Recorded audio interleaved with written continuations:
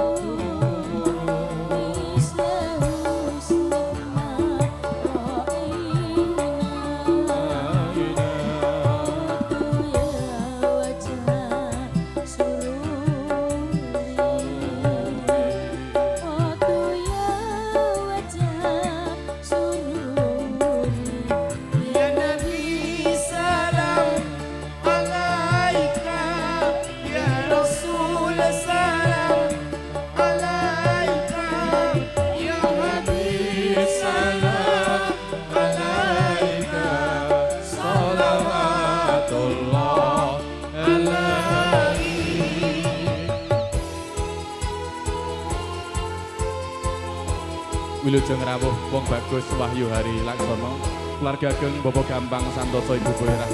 Kula dherekaken lumebet dhateng Wisma Pahargyan.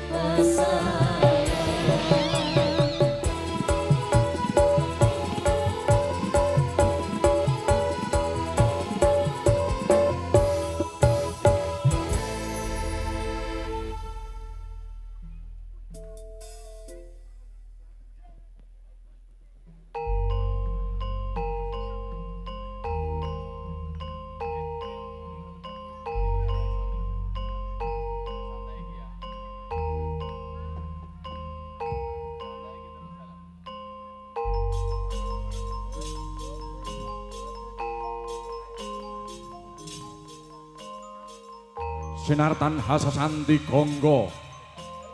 Gangga pinayungan Kala Cakra Durga mendak Kala Sirna Rahayu Rahayu Sagung dumadi Surasudira jayaning kanang ngarat suwuh brasta dening olah tekaping Darmastuti ing wahyaning mangsa kala dumawing papestren tumurning wahyu jatmika wahyaning yuwana wahyuning katentreman ya wahyuning palakrama nujari kang wis pinilih dina kang wis dinamtu sinten to titeng jawata ingkang kepareng hanetepi gelaring upacara adat widhi widana panggih temanten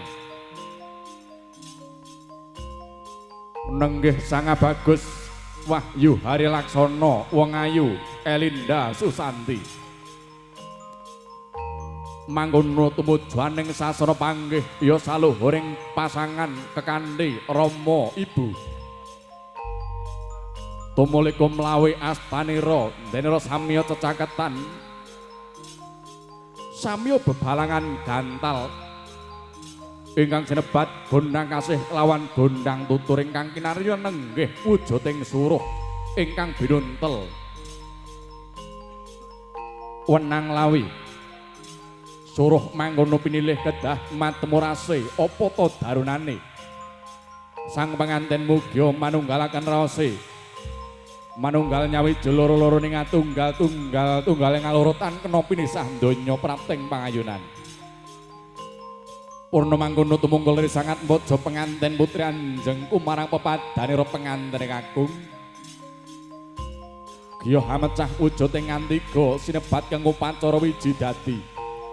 pasmone mangkono pinanganten kang wis satata miwah siaga ing dhewe nampi wujuding pratima kang tata jalma minangka dadya talining akrami temanten kekalih sakala penganten putri giya hanyawu wujuding tirta suci kang cinarup sekar setamananing bakara kancana minangka dadya sesuci diri miwah tandha dharma pangabekti temanten putri kunjuk sang penganten kakung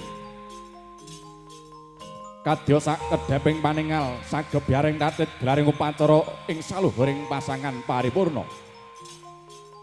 pinandha nganti ndaira sang putra pinanganten siningepan sindur bangun tulak dening Kanjeng Rama nenggih Bapak Khairuddin Ibu Sulastri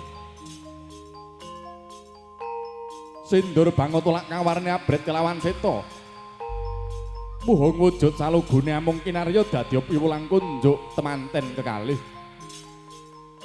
mugi jejaring sang nata sadina prameswari sehari kudu tansah wani marang darmaning bebener jerih marang darmaning kanestan wani marang darmaning kautamen lumantar jejaring adil kawriyan sampun minggah dhateng sasana Setihinggil ya sasana Singangsana Adi risangan mojo temanten kalih daya-daya Kanjeng Rama Ibu giya mandhap saking sasana Setihinggil giya hamrepeki marang rawuhipun kadang pisan nenggih praptanira Bapa Gampang Santosa Ibu Boirah Rama ibuning penganten kakung ing kademangan ngilo-ilo Selahung Ponorogo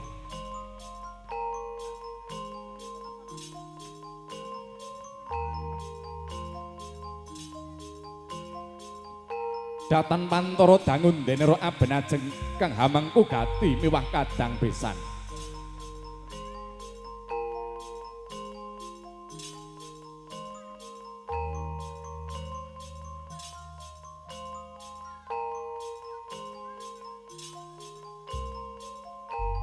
mangkono panjenenganipun Bapak Khairuddin dalasan Ibu Sulastri